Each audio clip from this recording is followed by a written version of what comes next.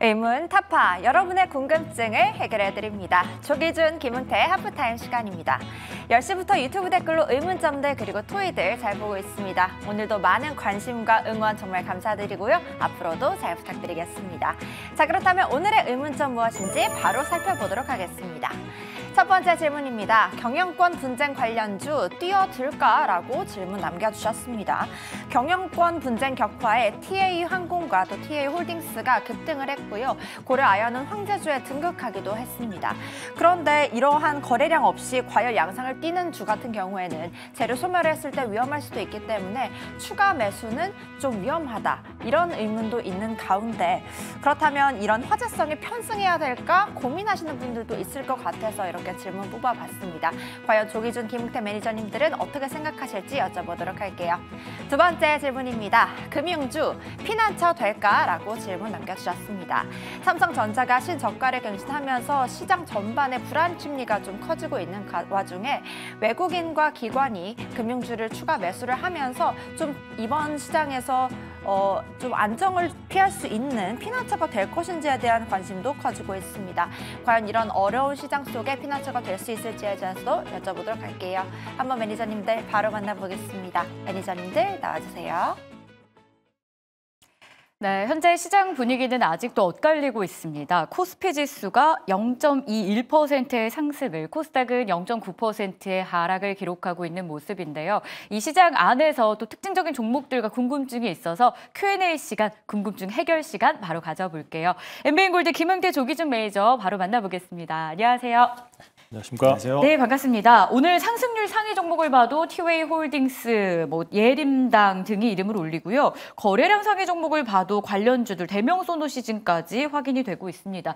이들 종목에 대해서 궁금증이 당연히 생길 수밖에 없는 시장 분위기다 보니까 역시나 Q&A에 이름을 올리네요. 경영권 분쟁 관련주 저희 지금 뛰어들어도 될까요? 흥태 매니저님 생각은 어떠세요? 사실 경영권 분쟁이 갑작스럽게 시장에서 많이들 생겨났어요. 없었던 일들인데 오늘 뭐 마찬가지로 이 고려 산업부터 고려 아이언부터 시작해서 제가 지금 말이 잘 안 나오는데 고려 아이언부터 시작해서 뭐 TA 항공까지 오늘은 또 한미사이언스까지 급등하는 모습을 봤는데 사실 워낙에 수급들이 어디에 포커스를 집중해서 맞추지 못하다 보니까는 이런 경영권 분쟁으로서 좀 자금력들이 몰려가고 있는 모습인데요.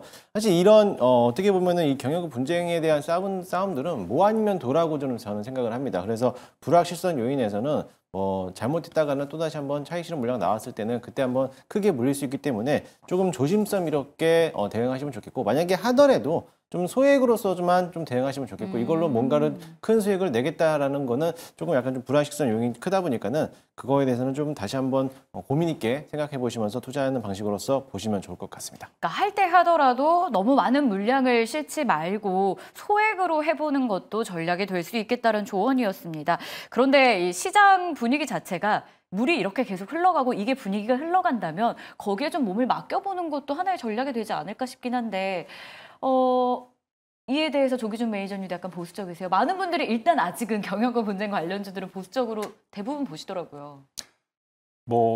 사실은 고려아연이 그 경영권 분쟁이 일어날까? 왜냐면 10조가 넘어가는 거기 때문에 이제 몇 천억 가지고는 되도 않는데 이게 이제 경영권 분쟁이 일어났고 이렇게 하면서 지금 조 단위의 자금이 들어가고 있는 전에 전쟁이 시작됐습니다. 그러면서 오늘 거의 상한가 근처 147만 원까지 올라갔다가 내려오는데 중요한 거는 고려아연이 그렇게 갈 수 있었던 거는 이제 9천억에서 1조 정도의 영업이익이 해년마다 났던 날짜 회사기 때문에 이제 MBK가 그냥 아무 회사나 MBK 들어가는 건 아니고 그러면서 이제 지분 싸움이 될 것 같아서 지금 현재 들어왔고 지금 이제 40% 대 40% 비슷한 쪽인데 이제 물론 지금 이제 MBK 쪽이 좀 더 지분이 많은 것 같습니다. 그래서 지분 싸움이 계속 되고 있는 게 아닌가라는 생각이 들고 있기 때문에 보시면 되는데 저는 항공주를 사라고 말씀드렸던 이유는 지금 현재 미국의 유나이트라든가 델타항공이라든가 최근에 50% 이상 올랐습니다. 그만큼 실적이 좋은데 우리나라의 항공사는 안 올랐거든요. 그러면서 지금 TA항공주는 지금 현재 실적이 좋아지면서 1대주주나 2대주주 2%, 3%밖에 차이 안 나기 때문에 이 관련주는 제가 그래서 추천을 했고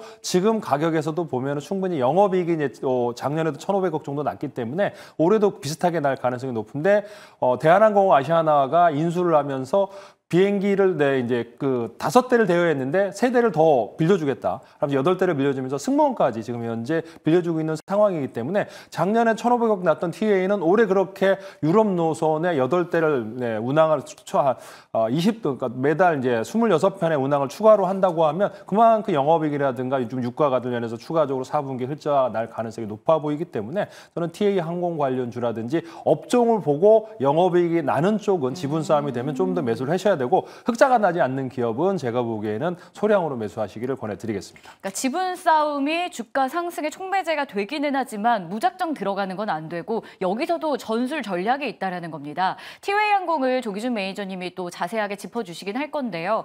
그처럼 영업이익이라든가 실적의 모멘텀, 앞으로의 전망 이런 것들을 총 집합했을 때 매수할 만한 종목이 있다라는 겁니다. 그런 전략들 합타임 시간을 통해서 계속 나오고 있는데요. 그 내용도 잠시 후 또 귀 기울여 들어주시고요. 자, 그럼 금융주에 대한 전략은 어떻게 세워야 될지도 알아봐야 될 것 같습니다. 자, 개별 종목 장세가 너무 짙고요. 일각에서는 이런 장이 하락장의 표본 아닌가란 말도 나올 정도로 테마 장세가 짙은 상황이에요. 그런 가운데 금융주가 피난처 될 수 있을까요? 일단 뭐 금융주가 피난처라기보다는 아무래도 이제 금리 인하에 대한 기대감들 때문에 금융주들이 이제 어떻게 보면 이익이 또 발생할 수 있다라고 보여지고요. 자금력들이 그만큼 이제 금융주들을 선호하는 것도 있지만은 외국인들에 대한 이제 매수세가 몰리고 있다 보니까는 상승하지 않을까라고 보고 있습니다.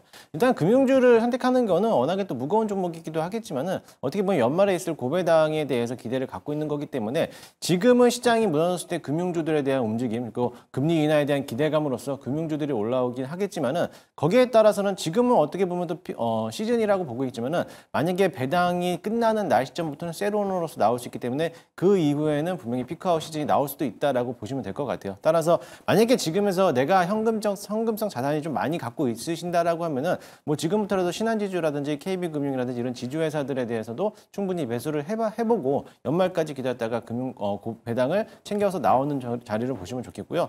쉽게 뭐 신규로 접근하기에는 좀 장기적으로 끌고 가야 되는 그런 모습도 있으니까는 그 점을 고려해서 대응하시면 좋겠고 또 연말에 대한 배당 끝나고 나면은 분명히 차익 실현 물량이 쏟아져 나올 가능성이 굉장히 큽니다. 그렇기 때문에 거기에 대해서 좀 유의를 하면서 대응하시면 좋을 것 같습니다. 그러면은 배당 받고 빠르게 나와야겠네요. 네, 왜냐하면 이번에도 3월 달 이번 분기에서도 배당 끝나고 나서 한번 세론으로 밀렸기 때문에 한번 그 점을 좀 조심하는 것도 좋을 것 같습니다. 좋습니다. 배당도 받고 그리고 주가 상승에 따른 수익률까지 누릴 수 있는 그런 전략이었는데요. 기준 매니저님 생각은 어떠세요? 금융주 안에서도 탑픽 꼽을 수 있을까요?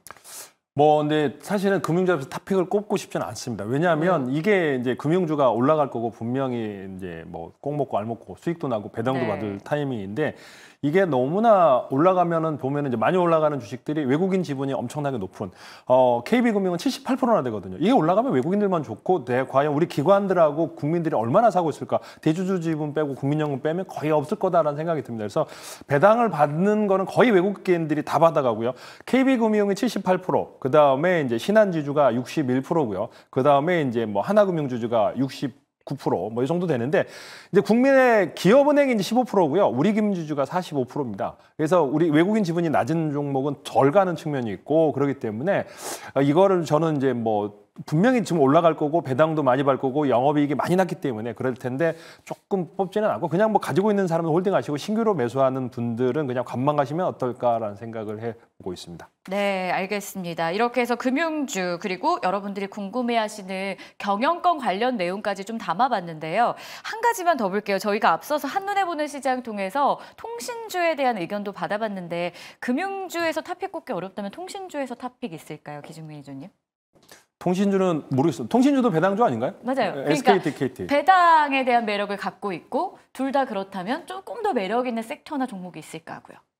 저는 뭐 대부분 SKT를 대부분 얘기하고 뭐 KT도 최근에 뭐 움직이긴 하는데 잘 차트 모양을 잘 안 봐서 모르겠습니다. 그런데 통신주는 거의 안 움직이는 뭐 채권과 같은 주식이 아닌가라는 생각이 들기 때문에 딱히 찍어드리기는 어렵지 않을까 싶습니다. LG U+가 옛날에는 핫했는데 뭐 요즘에 대부분 뭐 전문가들 얘기하면 SKT를 얘기하는 것 같아요. SKT나 KT 외국인 자금도 그쪽으로 더 많이 가고 있다고. LG U+는 약간 소외감도 드는 것 같은데 흥태 매니저님은 뭐 배당 매력 있는 종목 가운데서 그러니까 금융주를 국한짓지 않고요. 네. 좀 볼만한 종목.